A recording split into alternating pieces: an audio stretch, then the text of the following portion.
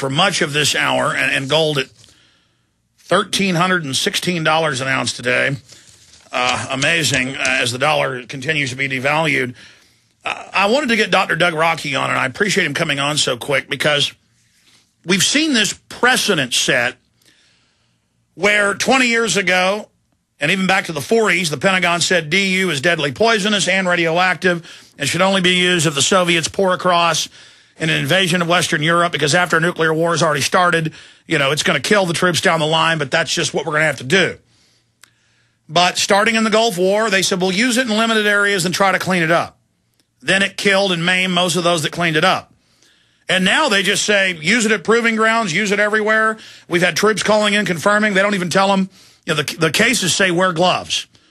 They don't tell you when they fire it out of a gun. It's now in hundreds of different types of munitions, or a big gun that some of it, you know, gets on the troops. They don't tell you that when it hits a target, it aerosolizes, turns into particles, then you breathe it. And this just goes to the fact that now they're rolling out 500 mobile X-ray vans that had checkpoints in Atlanta that we reported on, that our report now on the Christian Science Monitor, Yahoo News, AOL News. We're making this a national debate. It shows that there's been a major change. Now they just don't care. You know, we're going to let guys unshielded in vans fire. We've had a radiologist, an engineer radiologist who designed these systems, you know, and looked at the specs of these very units, at least 10 times the radiation of a chest X-ray. And it shoots through your walls and shows crisp images and shoots through cars. And they're just driving around doing this, and they're not even wearing radiation badges. They're not even, top scientists are all over the news saying 20 to 50 times the radiation they'd previously said with the backscatter systems at the airports. Now going into mobile vans, they force you through to get into sporting events. It's on the news. You're going to walk through them. I mean, they want them in shopping malls, the FBI says, and then you pay for this with taxpayers. This is a good deal, not just nuclear submarines and Polaris missiles and aircraft carriers and drones. Now you get to pay the military-industrial complex for this. So I wanted to get Dr. Doug Rokke, who has a degree in different forms of radiation, to talk about DU, to talk about how they're just radiating everyone all over the place now, and the mindset of not caring. Let me read to you his lengthy bio. Dr. Doug Rokke is a depleted uranium expert. He earned his BS in physics at Western Illinois University, followed by his MS and PhD in physics and technology education at the University of Illinois. His military career spanned 4 decades to include combat duty during the Vietnam War and Gulf War I. Doug served as a member of the 3rd U.S. Army Medical Command's Nuclear, Biological, Chemical, MBC, Teaching, Medical Response, and Special Operations Team, 3rd U.S. Army Captured Equipment Project Team, and with the 3rd U.S. Army Depleted Uranium Assessment Team during Desert War I, Operation Desert Storm. And he wrote then in the official book on it, on DU. He literally wrote, we got the guy who wrote the book for you. Because now troops are calling me going, they say there's no problem. We can bomb an area and go right into it. They say DU's no problem. And they're just using it everywhere now. He was the U.S. Army's Depleted Uranium Project Director from 94 to 95, the Army's director of the program. He developed the congressionally mandated education training materials that aren't given anyone now, and wrote the U.S. Army Regulation 700-48. Just like there's regulations on radiation, on radiology equipment, X-ray machines, the government doesn't have to follow it. And they call in TSA workers now. We've confirmed this. We've had callers tell us, but I've confirmed it separately, and are asking them, do you have a problem with these? Are you worried about them? Do you worry about radiation? Yeah, I'm worried. Okay, you're let go. We'll find an idiot that'll do it. He wrote the U.S. Army Regulation 700-48, the U.S. Army PAM 700-48, and the U.S. Army's Common Task for DU Incidents. Doug has taught nuclear, biological, chemical warfare, hazardous materials, emergency medicine for 20 years in both civil and military personnel. Dr. Doug Rokke was the original author of the 1982 EDRT, Emergency Disaster Response Assistance Team proposal, which formed the formation of the today's National Guard CSD teams and the Illinois CERT teams. In preparation for the 96 Atlanta Olympics, he wrote and taught the original chemical, biological, counterterrorism course for the civilian emergency responders that is now the federal 120 cities, and Department of Justice course that served as the emergency response team location at Birmingham, Alabama. He joins us now, and he's been affected in bad health, and a lot of his team has died, by the way, just from the cleanup at the Road of Death in 1991 outside Kuwait, there on the Iraq border. and he's still hanging on in a bull. And Dr. Doug Rokke, good to have you here with us, sir. Well, thank you very much, sir. You make me sound some kind of like, hey, I'm just a guy with blue jeans and tennis shoes. Yeah, but, I mean, you are one of the leading experts on DU in the world. You ran the Army program. Yeah, unfortunately, that was part of my tasking. And, you know, when we used this during Desert Storm, there were no preparations or anything put in place for medical care or environmental cleanup. And all of a sudden, General Schwarzkopf sent an order down to the 3rd Medical Command Commander, D.G. Zulis, and said, hey, find Doug Rokke. You know, the Pentagon said he's the guy to do it, and have him clean up the mess and do decon and set up the medical care. And Lord Almighty, it's now been, 20 years. Talk about what it's done to you personally and what happened to your team. Oh, boy. Well, yeah, I mean, within 24 hours of the initial assignment, we all started coming down with respiratory problems and rashes. The first cancers on the team happened within 6 to 9 months afterwards. The first deaths on the team were within 2 years. You'll see a lot of people in the Department of Defense, they'll say, no, it didn't happen.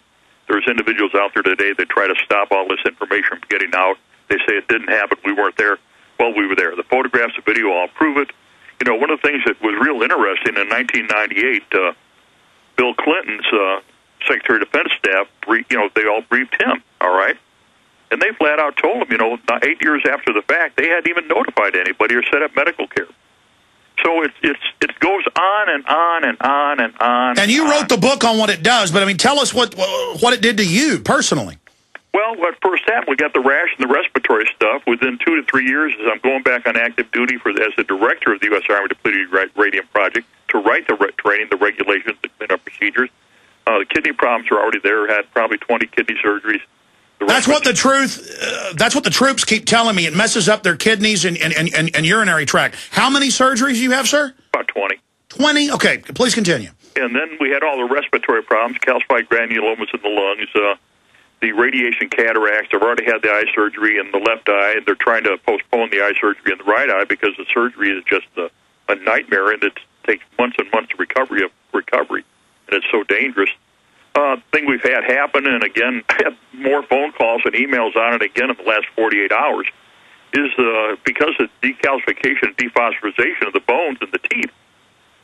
You fracture bones all over the place, and then your teeth just literally, they disintegrate and fall out, and so my teeth are gone. And then, obviously, you have all the other neurological problems, the neuromuscular problems, and we're seeing hundreds of thousands of U.S. military, totally confirmed by the Department of Veterans Affairs, with all the same problems. I mean, it has just turned into a complete nightmare.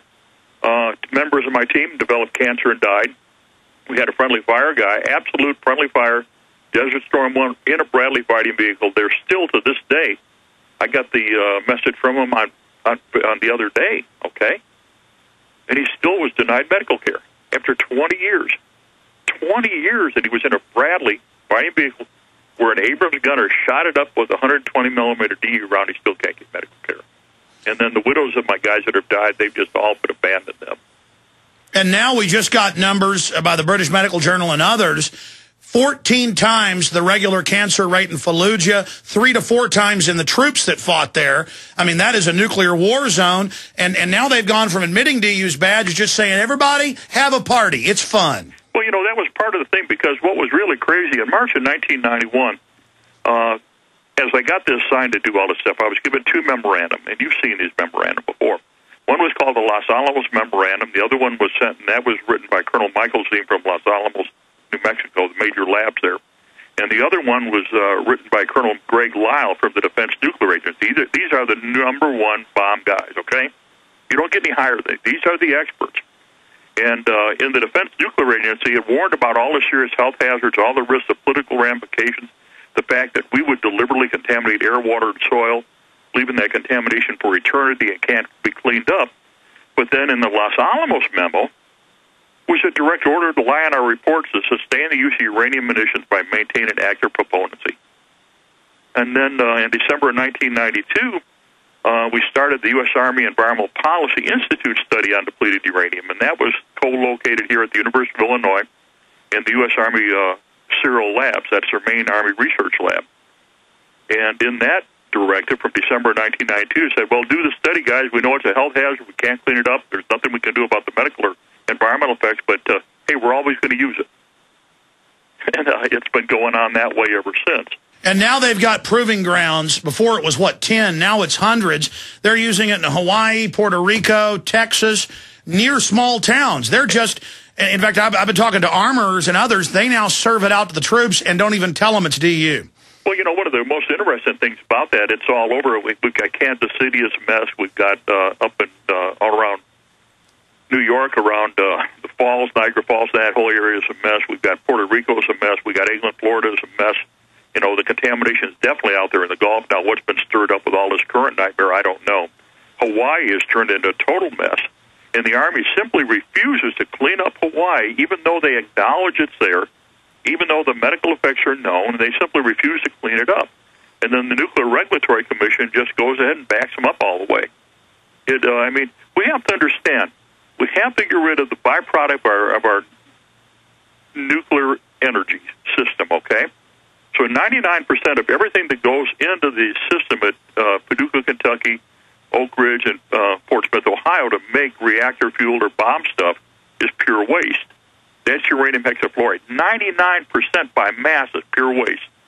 Well, what we do then, we turn it into concrete, we turn it into DU munitions, we turn it into forklift truck weights, we turn it into cooking pots, and even golf club heads. It's really neat. Now, excuse me. I've read some of this, but they're now putting this in regular products. Oh, absolutely, because of the incredibly high density.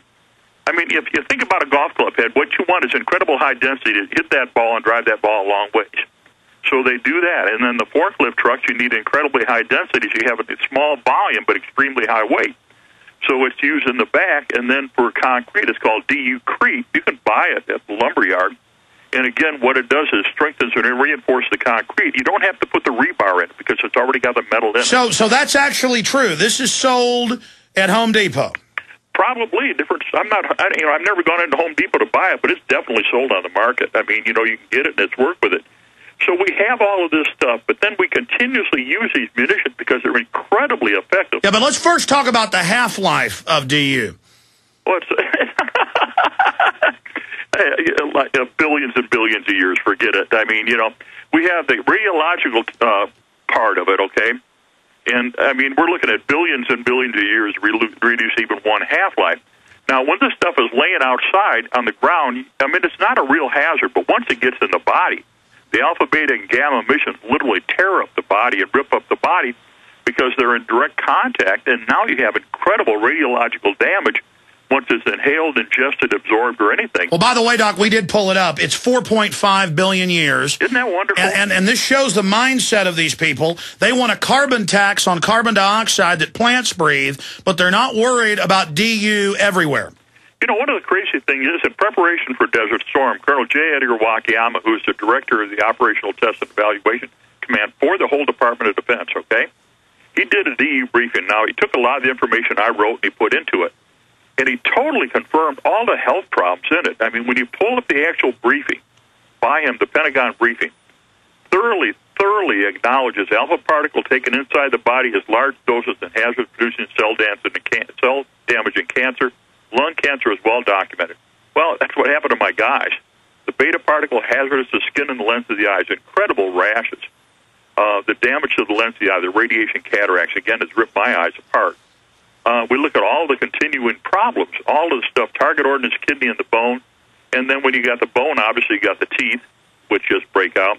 And the other crazy thing, they totally acknowledge, statement of fact, urine samples containing uranium are mutagenic as determined by the Ames test. Well, ladies and gentlemen, don't pee on your fingers because you're putting direct carcinogens on your fingers. The culture's human stem cell bone line with DU also transforms the cells to become carcinogenic. Well, that's why we have all the incredible levels of leukemia. We have incredible levels of leukemia in the returning military troops, and totally, as you just acknowledged, all over Iraq, Afghanistan, all over the place where it's been tested, up in Concord, Massachusetts, where we look at Albany, New York, we look down in... Doc,